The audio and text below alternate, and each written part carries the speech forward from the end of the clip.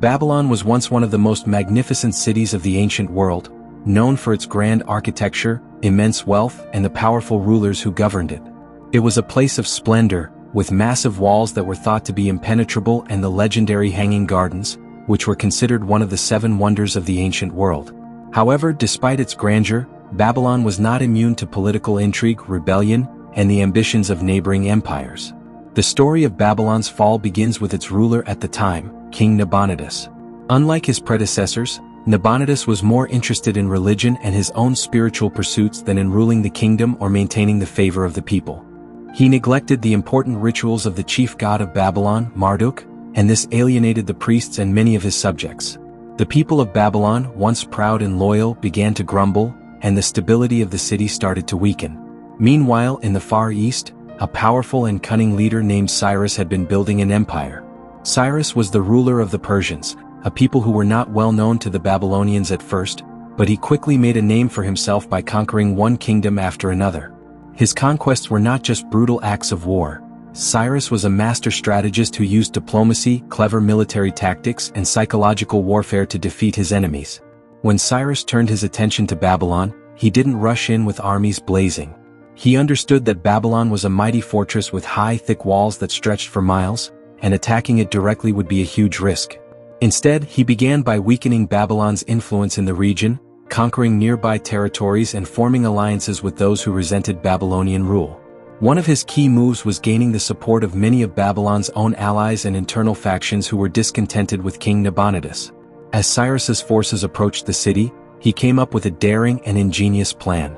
Babylon was surrounded by the Euphrates River, which flowed right through the center of the city, providing it with a steady water supply and a natural barrier. But Cyrus saw the river not as a barrier but as a way in. He ordered his men to dig channels and divert the river's flow, causing the water level to drop dramatically. One night, as the Babylonians were celebrating a festival, Cyrus's soldiers waded through the shallow waters of the river and slipped into the city through the water gates. Because it was a night of feasting and celebration, the guards were either absent or inattentive. By the time the Babylonians realized what was happening, Cyrus's troops were already inside the walls. The people did not resist. Many were tired of Nabonidus and his unpopular rule. In fact, some even welcomed Cyrus, believing he would restore order and favor the god Marduk once more. According to historical accounts, the takeover was almost bloodless.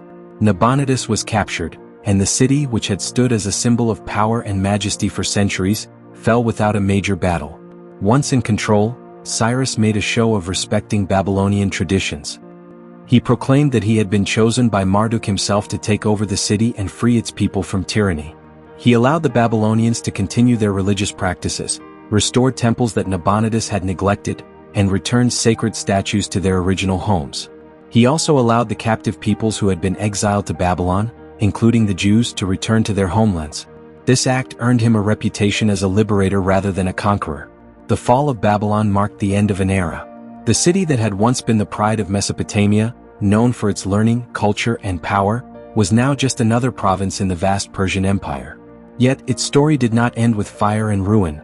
Rather, it became part of something larger, a testament to how even the mightiest empires can fall when their leaders lose touch with their people, and how a clever and strategic conqueror can take a great city without tearing down its walls. Cyrus's conquest of Babylon was not just a military triumph but also a masterstroke of political acumen, showing the world that sometimes, the most powerful weapon is not the sword but the promise of a better tomorrow.